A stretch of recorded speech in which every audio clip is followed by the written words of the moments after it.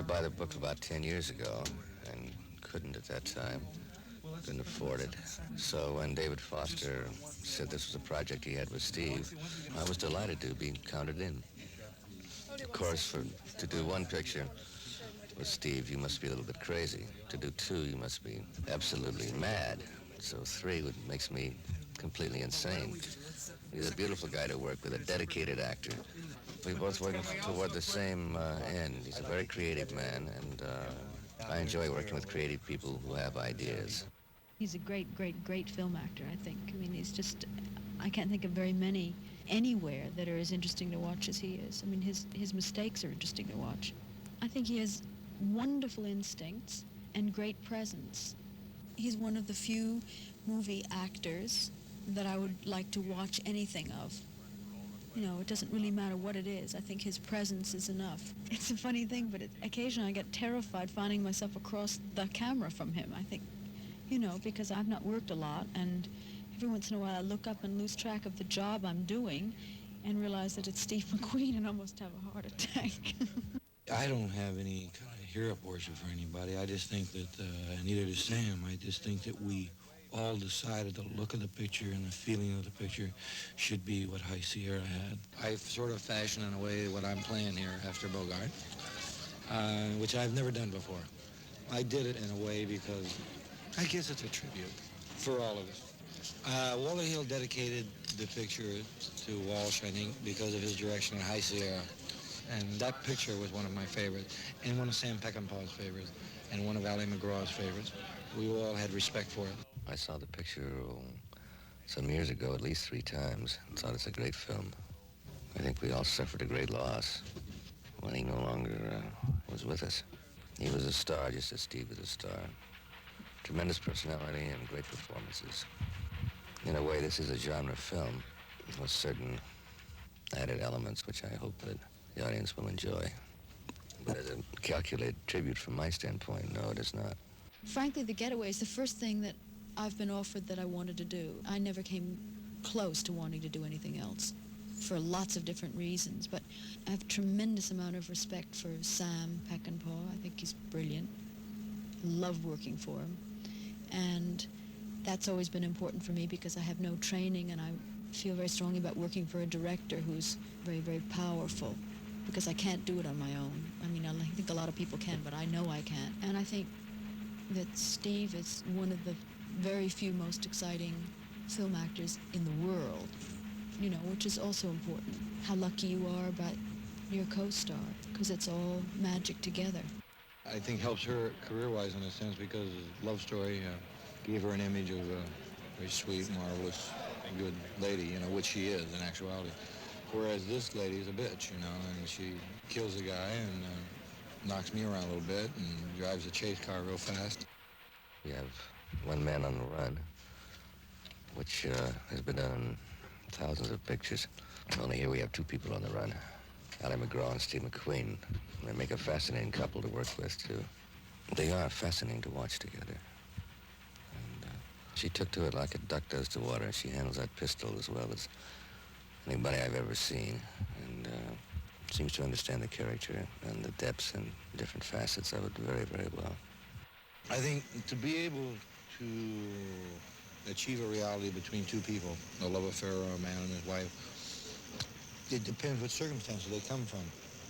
These people happen to be bank robbers, so therefore you'd never think that they would have a little domestic problem that domestic people would have, that they would in fact the kind of fights that you could have, the same guy would have at Worst Series and Roebuck, but they do. And we have that kind of simplicity in a relationship. Also, it is the story of a guy and his old lady and what goes on between them.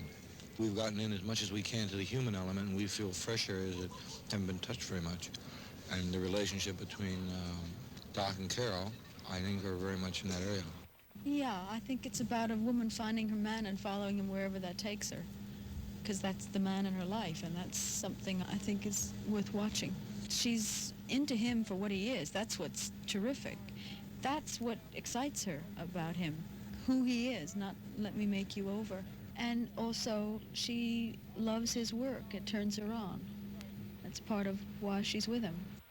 Well, 1, they're married, which means nothing, of course. 2, they're in love, which means a great deal. 3, she's a strong-minded woman who has got guts enough to make certain sacrifices for her man. And together they find peace and happiness in paradise. Nonsense. It's a human relationship with its ups and downs, and I can't talk too much about it without giving away some of our goodies in getting exactly the kind of picture that we have in mind. We have in mind making a fine motion picture. In a strange way, it's a love story. That's the most important thing about the entire project. It's a reality picture. We've been hung with a code for a long time about if you kill somebody, you got to pay. I think if you do it for a reason and it has a reality behind it, then I think you've accomplished something.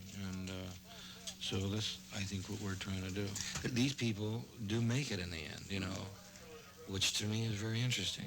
We're talking about good people. I mean, this is the story of a couple that go through their own personal conflict. The guy's wife goes to bed with another guy to get him out of prison.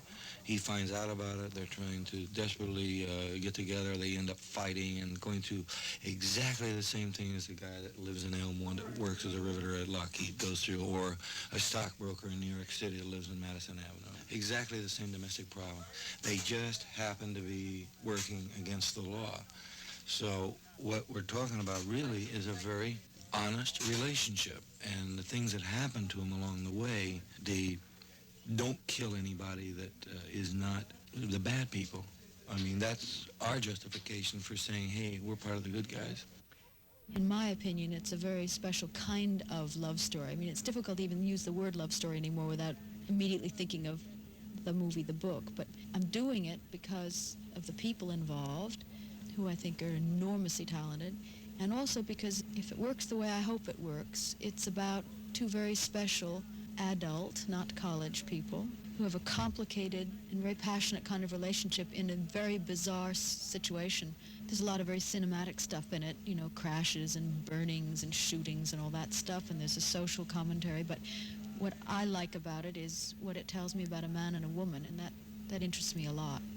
What's very important to me is how Doc and Carol feel about each other, and there are some marvelous scenes between people that have nothing to do with whether the bombs are going off in the back or whether we've been through all kinds of torture. We have 2 bank robbers, and the gang is trying to hijack them. Sooner or later, somebody's going to start playing with guns. It's natural to the story. I like the chemistry between the people. We have a very good group, and I like that about it. I can't explain my instincts and why I do something, but I saw something here I thought would make a good vehicle. I read the 25-cent pocketbook of it by Jim Thompson. I thought it was a very, very intricate story. I think that he had a great feeling for a very honest type bank robber. And the structure was good, the complexity was good, the characters were good. Walter Hill did the screenplay. I thought it was very good. Sam and I just finished a picture, and we decided to do this together. Allie liked it, so she decided to do it. It was a very good woman's part. So I think all around, the whole thing seems to go towards making a good film. It starts out in a little town called San Marcos, which is going to be Beacon City. And we spent 4 or 5 weeks, I forget now, including a week that they shot in the Huntsville prison, which was really an extraordinary experience. We had 5 or 6 days. Mostly, of course, it was Steve, because there's no way of a woman going into that inside. And anyway, the most that I would do would be visit him, which is what I did. I sort of lived with him, inmates, for about a week and a half. I didn't sleep there, but I was with them all day. And the orders the guards had is to treat me like any other inmate. And I got yelled at and screamed at and ran everywhere I went. And I'll tell you, a lot of those guys were there for murder. A lot of them were there for very severe crimes and so forth. But they've solved their problem, and they're paying their debt to society, you know. And I learned a great deal about things. There's a code, strangely enough, of honor among people in jail in maximum security prisons like this. And it's heavy stuff. Dr. Aaron Stern, head of the Censor Board there, said it's not the question that I put so much violence, it's the question of how I do it that people are so strongly affected by it, which I suppose is a backhanded compliment. But I enjoy doing nonviolent pictures. You know, certainly Cable Hog, which I think is possibly one of my best pictures. It's not a violent, didn't deal with violence, it dealt with revenge. I don't think anybody's ever accused me of using violence for its own sake. It's more a question that if they see it clearly enough, they'll recognize the violence in themselves and be able to deal with it. But I think I've failed in many cases. I know it's worked that way with a great proportion of the audience, but you gotta face it. It's a two-handed sword, double-bladed.